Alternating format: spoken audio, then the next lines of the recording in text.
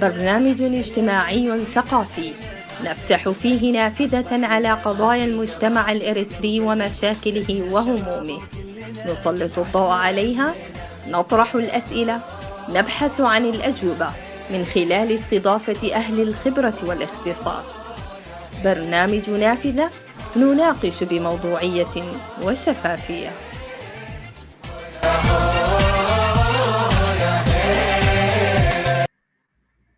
السلام عليكم ورحمة الله وبركاته. مرحبا بكم مشاهدين قناة الوفاق الفضائية. مرحبا بكم في برنامج نافذة. نافذة اليوم نفتحها على نزيف وطن.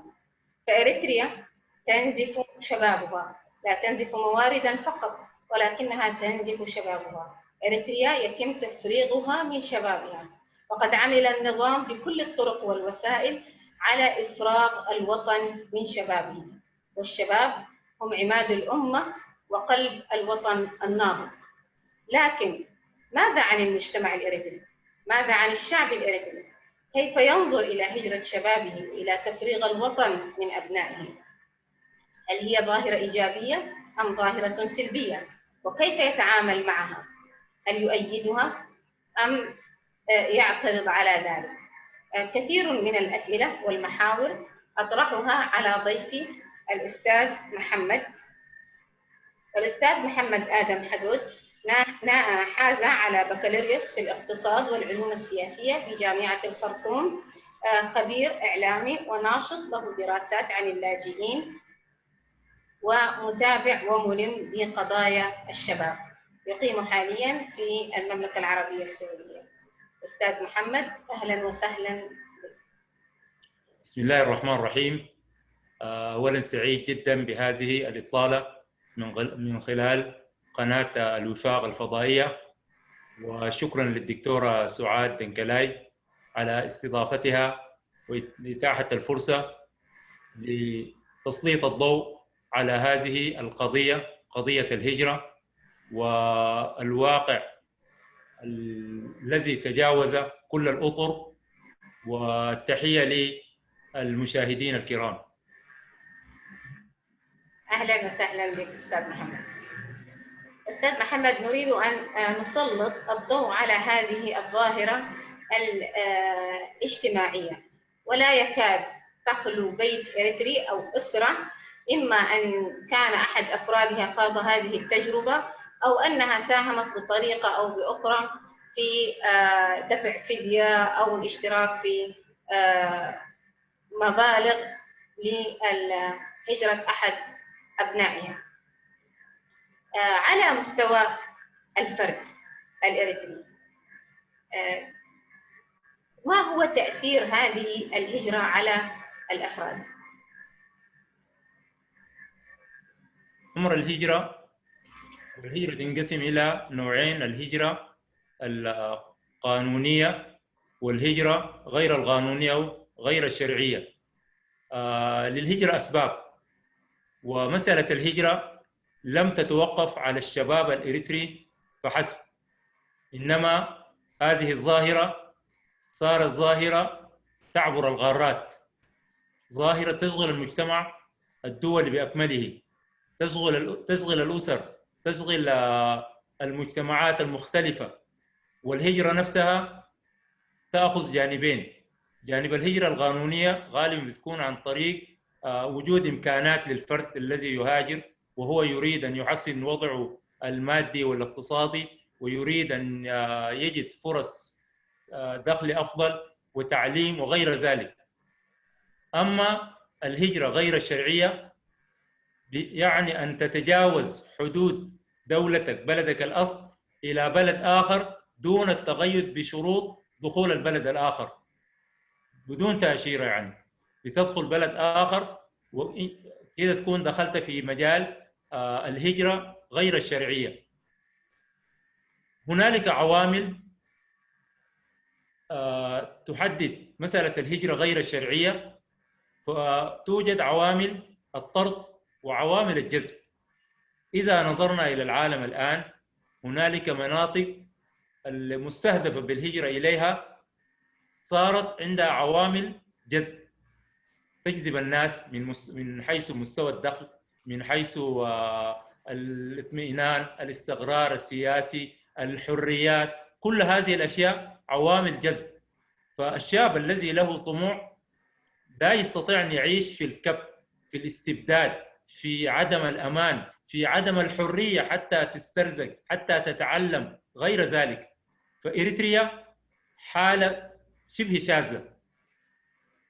فالشاب يكون مخنوق ويريد أن يخرج من هنا حتى بكل الوسائل، مخترقا القوانين من الدولة هذه إلى الدولة الأخرى، وقد يتجاوز دول، بل يعبر غارات. فهذه العوامل صارت متوفرة هناك. طيب، عوامل الطرد. عوامل الطرد تكون في بلدك الأصل، أنت العوامل طاردة، عوامل مختلفة، عوامل اقتصادية، عوامل حريات، عوامل اعتقاد، عوامل استبداد في البلد. فكذلك هنالك اختلال في الوضع العالمي.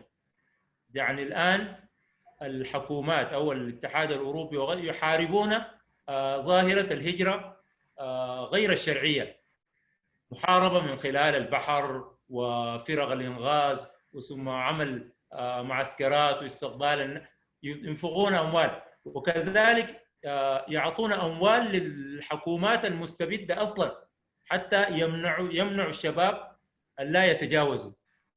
فهذه العوامل والاضطراب الموجود مثل حركة الرياح. عادة بنعرف أن الرياح تنتقل من المناطق ذات الضغط الجوي العالي المرتفع إلى المناطق ذات الضغط الجوي المنخفض. كذلك الشباب يجد نفسه في مناطق فيها ضغط استبدادي، ضغط أمني، ضغط نفسي، أشياء كثيرة جدا. كما تنتقل الرياح من المناطق ذات الضغط الجوي العالي إلى المناطق ذات الضغط الجوي المنخفض، كذلك حركة الشباب الآن بتعم العالم كله. والشباب الأريتري ليست حركة شاذة، إنما هي حركة طبيعية ككل الشباب، ولكن الوضع في إريتريا أكثر طردا. أستاذ محمد، ربما يعني كما تفضلت الشباب الإريتري ليس شاذا عن باقي الشباب العالم، لكن في المقابل هناك نريد أن نسلط الضوء أكثر على نفسية هذا الشاب الذي هو يقول أنه يمكن الاستبداد والتنكيل وما إلى ذلك، لكنه في خلال رحلته هذه يتعرض لكل أنواع الاضطهاد والتنكيل. وكما استمعنا لقصة الأستاذ أحمد، أحدهم اغتصبت زوجته أمام عينه ولا يملك أن يفعل شيئا. إذا ماذا استفاد؟ لماذا هذه الهجرة وهو يجد كل هذا التنكيل وكل هذا الاضطهاد الذي هرب منه؟ اطلعت اليوم على تقرير دولي عن وضع الدول، فإريتريا كانت رابع دولة من حيث الفقر في ترتيب دول الفقر. هذا الوضع يطرد كل شيء، حتى أحيانا الكلاب صارت تهاجر من إريتريا، تدخل إلى الدول الثانية لأنها جاعت، لأنها كبتت، أشياء كثيرة جدا. فالشاب الإريتري يلقي بنفسه في هذه المخاطر.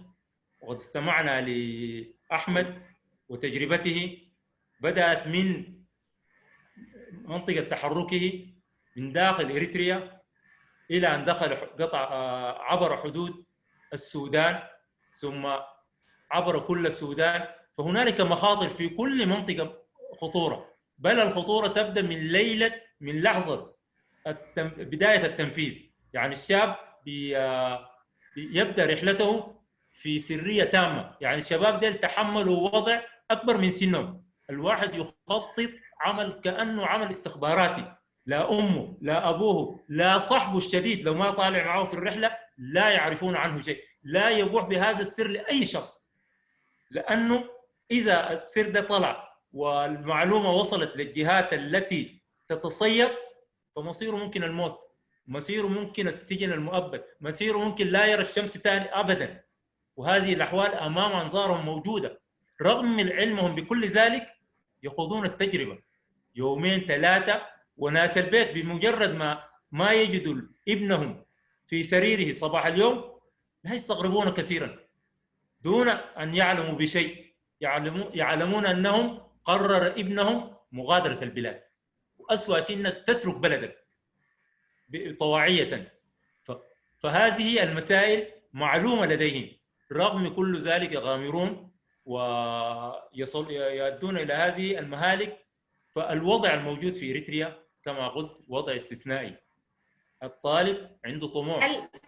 نعم. هل يجد اللاجئ الذي يذهب الى الضفه الاخرى ذلك النعيم او الجنه التي كان يتخيلها بعد ان قاس هذه الويلات؟ هل يمكن ان يكون وطنا اخر بديلا عن وطنه؟ ومسألة متفاوتة. يعني ربما نحن خاصة نحن الإريتريين دائما نردد ونقول أننا لسنا لاجئون اقتصاديون. فالشعب الإريتري لم يخرج بحثا عن لقمة العيش أو لتحسين مستواه المعيشي، ولكنه يخرج فارا بدينه وبعرضه وبأهله أحيانا. هل يجد ذلك بعد أن يصل إلى الضفة الأخرى؟ هل يتحقق له ذلك أم أن الموضوع يبدو قشورا فقط؟ المسألة إذا حصل انسداد في الأفق لا يرى بصيص أمل في نهاية النفق في داخل وطنه، إذن سيلقي بنفسه إلى المهالك، ويعلم أنه هنالك من ماتوا معه أو سمع أخبارهم، ولكن هنالك آخرين يعبرون ويصلون إلى المحطة. فيجد عندما يغارم هو يكون تخلف في عام وعام آخر وعوام أخرى، ولكن في نهاية المطاف يصل أن هنالك لا يوجد بصيص أمل. وهو شاب له الطموح يريد أن يعيش كأمثال الشباب الآخرين من مختلف أنحاء العالم. والعالم في اليوم صار قرية صغيرة عبر وسائل السوشيال ميديا والإنترنت، فيشاهدون الآخرين لماذا هو خلافهم فيغامر.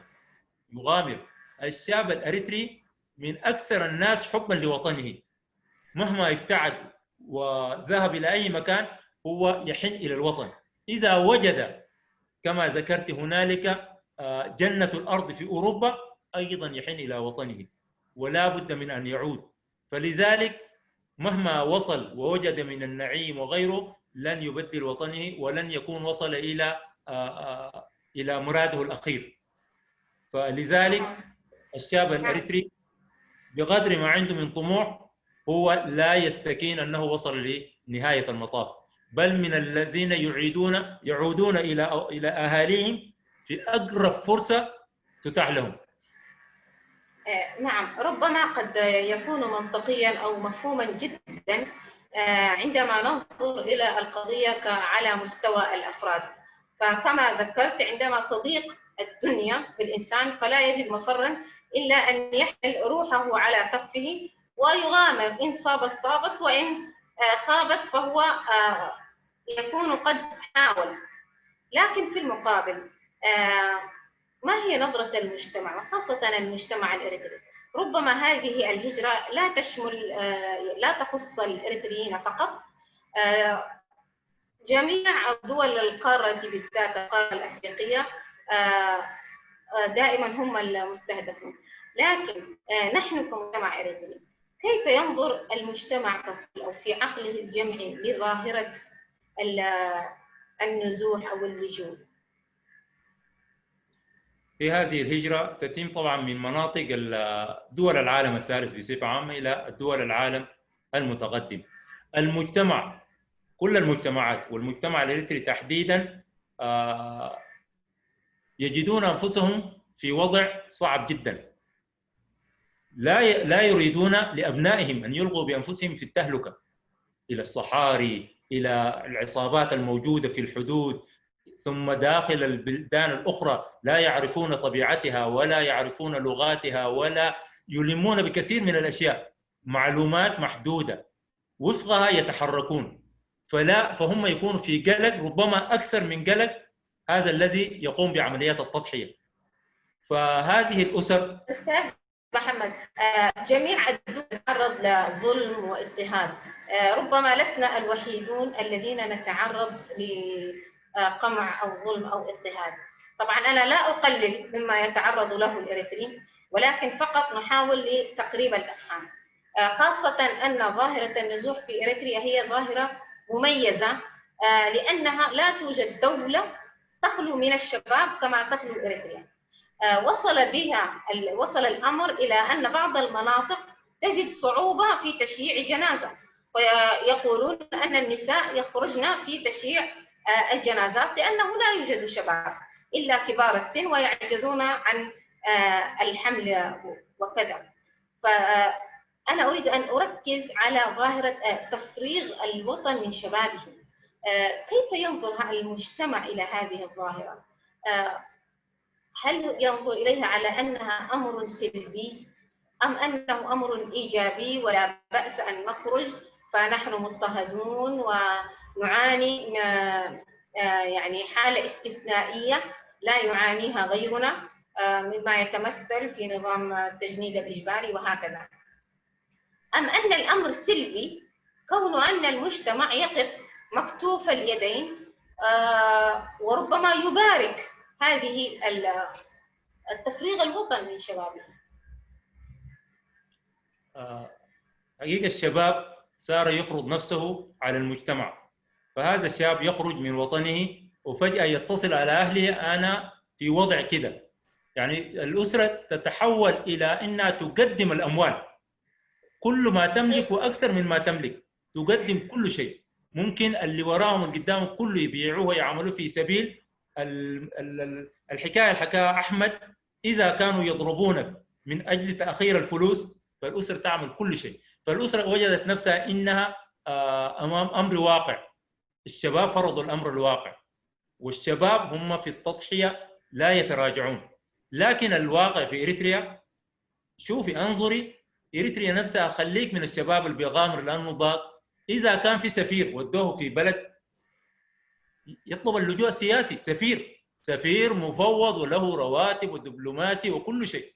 بل لعيبة الكرة إريتريا بقت ما بتشارك في منافسات مشكوك في أمرها، لأنه اللعيبة ناهيك من إنهم يمشوا أوروبا، إذا مشوا لدولة إفريقية ما بيرجعوا لبلدهم. ديل يمثلوا الدولة طالعين وهم يحملوا علم بلاد. هذه ظاهرة فريدة يتميز بها المجتمع الإريتري. فريق كورة أو فريق رياضي للمشاركة في دورة ما ثم يختفي بأكمله يطلب اللجوء. فريق كورة، الفرق الفنية نفسها التي تعبر على بلسان أو فرق الفنية، نعم. هذا يدل على أن هنالك استبداد. طيب أستاذ محمد، ماذا عن منظمات المجتمع؟ أين دور المنظمات، المبادرات الاجتماعية؟ لماذا لا نسمع أحد يثير هذه القضية، محاولة دراستها أو استقبال الشباب القادم؟ منظمات المجتمع المدني أو مؤسسات المجتمع المدني الإريترية هي على قدر حالها، والآن العالم كله يعيش في مشاكل. في الماضي كانت ممكن مشكلة إريتريا ومشكلة فلسطين، الآن دول كانت قوية ولها وضعياتها على مستوى خريطة العالم كلها، الآن صارت تلجأ بالآلاف. إذا مسكت سوريا، اليمن، حتى ليبيا هذه، الآن الشباب يهاجر إلى ليبيا بطريقة غير شرعية ويصل هنالك في المزارع سموها هي مخازن في الحقيقة وما فيها أبسط مقومات. رغم كل ذلك صارت الآن المشاكل كثيرة، فصوت الإنسان الإريتري صار لا يصل مع محدودية مؤسسات المجتمع المدني. لكن مع ذلك مؤسسات كثيرة بتعمل الآن. أنتم في هذه الفضائية تسلطون الضوء على هذه المخاطر، على انتهاك حقوق الإنسان، على انتهاك كرامة الإنسان. هذا نموذج الآن في فضائيتكم تسلطون الضوء. ويأتي مثال الشاب أحمد الذي يحكي بمرارة حتى يبصر إخوانه. فكل هذه الأشياء هي أدوار مؤسسات المجتمع المدني. لكن العالم الآن صار في اضطراب كبير جدا، والوضع صار اكثر صعوبه. فاريتريا حتى الدول دي الان هي جاذبه بالنسبه للاريتري. هذه الدول التي يهرب منها اهلها هي جاذبه للاريتري، لانه وضع اريتريا مختلف تماما. هذه في المقابل كل هذه الأموال التي تصرف في عملية تهريب الشباب، سواء في دفع الفديات أو المبالغ للسماسرة وما إلى ذلك، كما استمعنا للأستاذ أحمد، لو استثمرت هذه الأموال في محاولة للصمود والثبات، هل هناك إمكانية لمثل هذه المبادرات أم أنها ضرب من الخيال، وأن من يتحدث عن ذلك هو يعيش في أبراج عاجية ولا يعلم الوضع داخل الفم، أم أن هناك إمكانية لخوض تجربة الصمود والثبات؟ تجربة الصمود والثبات، الشباب الإريتري من خلال 30 عام أبدأ نماذج كبيرة جدا في الفداء والتضحية والصمود، ولكن لا نكون مثاليين أكثر مما ينبغي. الآن إريتريا كل شخص له بس شوية طموح بتجده بكرة ما موجود، ذهب به. يعني حتى لو أنت تتحدث عن شيء إصلاح اجتماعي، أو حتى لو طبيب وصار هذا الطبيب اسمه مشهور بين الناس، يجد نفسه دخل المعتقل. هنالك شخص واحد في إريتريا لا يريد أي اسم يعلو. ففي مثل هذا الجو الشباب طاقة كبيرة، شباب ينتفض، الشباب ثورة، والشباب فيهم برضو في طور المراهقة، طور العنفوان. فهذا الشاب يفرض على عائلته والعائلة نفسها. برضو أنا ألوم شوية العائلة، إذا كان هنالك للتعليم وغير ذلك لا ينفقون الأموال التي ينفقونها عندما تفرض عليهم، يكونون أمام أمر واقع، والسماسرة يبتزون تلك الأسر. أحيانا الابتزاز بيصل إلى 10,000 إلى 20,000 دولار. ممكن أحمد هو كان من المحظوظين، لكن فهذه الأموال تدفع لأنه صار مهدد في روحه. هذا ما نتساءل عنه أستاذ محمد، أين دور المجتمع في هذه الظاهرة؟ المجتمع غائب، كل تحل قضيتها لوحدها. هناك من يدفع الفدية، وهناك من يعني أموال طائلة تدفع، لكن لا توجد مبادرات مجتمعية. هل عجز المجتمع الإريتري عن التفكير خارج الصندوق؟ هل أصبحنا مستسلمين لهذه أن هذه ظاهرة ولا بد منها؟ المجتمع الإريتري فيه كثير من المبادرات، والمبادرات وصلت إلى مستويات كبيرة هي كلها مطالبات. على سبيل المثال في أسمرة مدرسة الضياء احتجوا احتجاجا بسيطا. أين هو الآن الشيخ الشهيد موسى مدير المدرسة؟ عفوا، أنا أتحدث عن المجتمع ليس في الداخل، ولكني أتحدث عن الإريتري الذين هم في الداخل يعني يؤدون قدر استطاعتهم، لكن أنا أتحدث عن مبادرات من المجتمع في الخارج. لماذا لا يسلط الضوء على هذه القضية؟ لماذا لا توجد هناك مبادرات لاحتواء الشباب أو لمحاولة تثبيتهم أو تفكير خارج الصندوق، يعني صنع أي شيء مقاوم بحيث يحفظ الشباب من هذا النزيف؟ يعني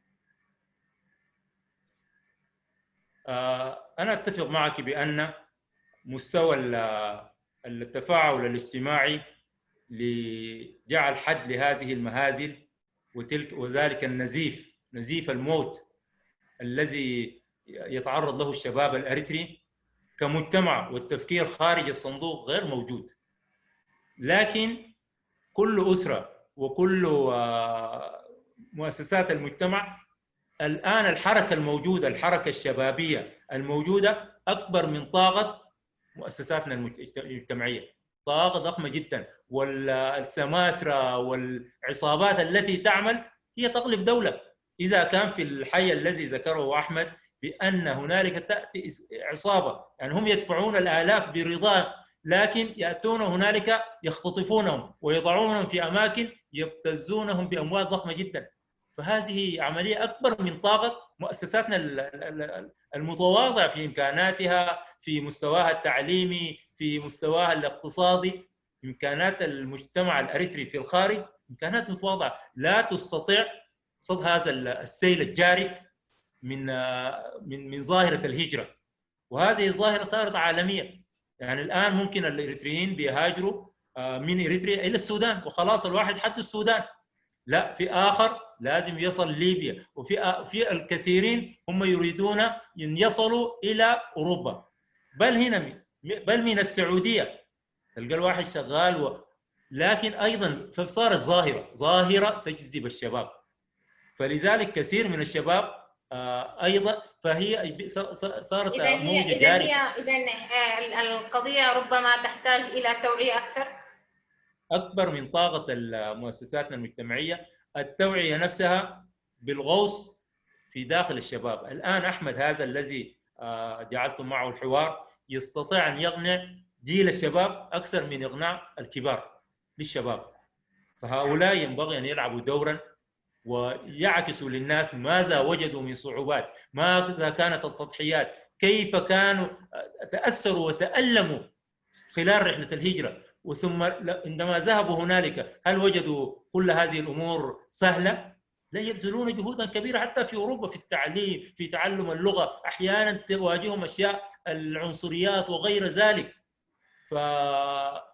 فهم موجوعون أيضا هناك. فالشباب ممكن يلعبون دور أكبر من المؤسسات التقليدية الاجتماعية الموجودة. وحتى الشباب يحتاجوا إلى منظمات تحتويهم وتؤطرهم داخلها. يعني بالنسبة لموضوع السماسرة، وهو أيضا أعتقد أنه دور مجتمعي. كيف ينظر المجتمع إلى هؤلاء السماسرة؟ يعني عن طريق حكاية أحمد المجتمع يتقبلهم. يعني إذا سارت عملية التهريب بسلام فهو مجرد سمسار أو مخلص ربما ومنقذ للأرواح، وإن باءت العملية بالفشل فيقال عنهم أنهم تجار بشر وأنهم مصاصين الدماء ويستغلون الشعب. أين الحقيقة، أو أين يقع مسؤولية هؤلاء السماسرة الإريتريين؟ نعم، المجتمع يستنكر ما يقوم به السماسرة، يستنكر تماما، ولكن يجد نفسه مضطرا للتعامل مع هؤلاء السماسرة، فبيفتش على أفضل السيئين. هم كلهم سيئين لأنهم لجوا إلى صارت تجارة رائجة. السمسرة صارت تجارة رائجة، فالناس يريدون أن يكسبوا الأموال في عام أو عامين وهكذا. فالمجتمع صار مضطرا لأن هنالك ابنهم يصرخ، ابنهم يقاسي العذاب، فيضطرون يتعاملون مع أيهم أفضل.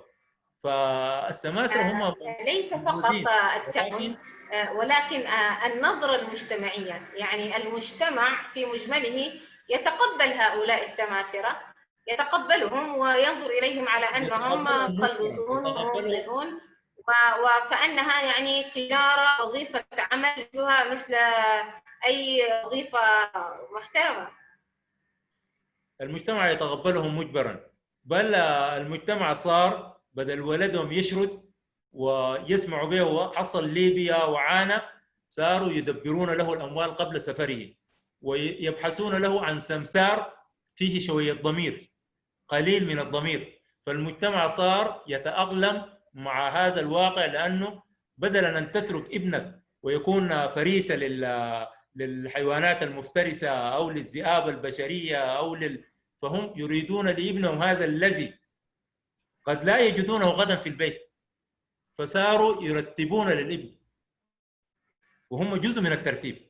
فهذا الشيء المؤسف إنه المجتمع قد يسير. فالسماسرة هم عصابات، حتى يعني إريتريا الآن نظام فيه كبت غير عادي. إن لم يكن هنالك ضباط استخبارات وهكذا لا يستطيع السماسرة أن يعملون هنالك. ففي كل الدول، يعني الآن سمعنا في ليبيا في داخل السجن كيف يأتي الشخص ويخرج بكم شخص ليبيعهم او ليشغلهم في بدون مقابل. فالمجتمع صار مضطرا مجبرا، رضي بالسماسرة وصار يبحث عن السمسار افضل من الاخر. أستاذ محمد، شكرا لك على هذا اللقاء. كنا نريد أن نسلط الضوء على قضية نزوح الشباب الإريتري وخوضه لرحلة الموت. كلمة أخيرة أستاذ محمد. كلمة أخيرة على المجتمع الإريتري أن ينظر إلى أمر الهجرة نظرة شاملة، نظرت أن هنالك وطن صار طاردا، هنالك من قطع وعبر وقد عبر، ولكن ما تبقى في الداخل هو أيضا في طريقه للعبور، لأن الوطن صار طاردا. وإريتريا كل مقومات تكون من الدول المزدهرة والدول الجاذبة، كل المقومات موجودة، فقط يبقى في الوضع والنظام السياسي القائم. إن لم يتحسن الوضع إريتريا ستفرغ أكثر فأكثر. الآن لا يوجد شباب، ولكن بعد ذلك حتى الأطفال. أنا ذهبت إلى معسكر الشجرات، هنالك قسم خاص بالأطفال، أطفال قصر لا أم لا أب لا خال لا عم. فالأطفال أيضا صاروا الآن يهربون من إريتريا. طيب، كلمة أخيرة توجهها للشباب الإريتري؟ والله الشباب الإريتري ينبغي أن يتحلى بالوعي الكبير، الوعي الذي يجعله كيف يعود إلى وطنه، وكيف يغير الوضع الغير سوي الموجود إلى وضع يجعل الإنسان الإريتري يفتخر بوطنه ويعتز بالوطن. فمطلوب منهم جوانب رفع المستوى الوطني في التوعية وعلى طب الآن الحمد لله ناس تعلموا كثيرا، هنالك أعداد كبيرة متعلمة، فلا ينغلقوا في ذواتهم، ينبغي أن ينفتحوا إلى الشباب الذي هاجر، وهو شباب فيه فاقد تربوي، فيه الذين لم تتاح لهم فرص التعليم وغير ذلك. ينبغي أن يؤهلوا هؤلاء حتى يعودوا إلى إريتريا وهم يمتلكون سلاح التعليم وسلاح النهضة وسلاح التطور لإريتريا المقبلة إن شاء الله. شكرا جزيلا. أستاذ محمد، شكرا لك وشكرا لمشاهدينا الكرام متابعة هذه الحلقة. وفي الختام ندعو إلى جميع منظمات المجتمع والهيئات والمبادرات أن تعيد النظر بجدية أكثر في قضية الهجرة ونزوح الشباب الإريتري. تقبلوا تحياتي، أنا سعاد دنكلال وفريق البرنامج، والسلام عليكم ورحمة الله وبركاته.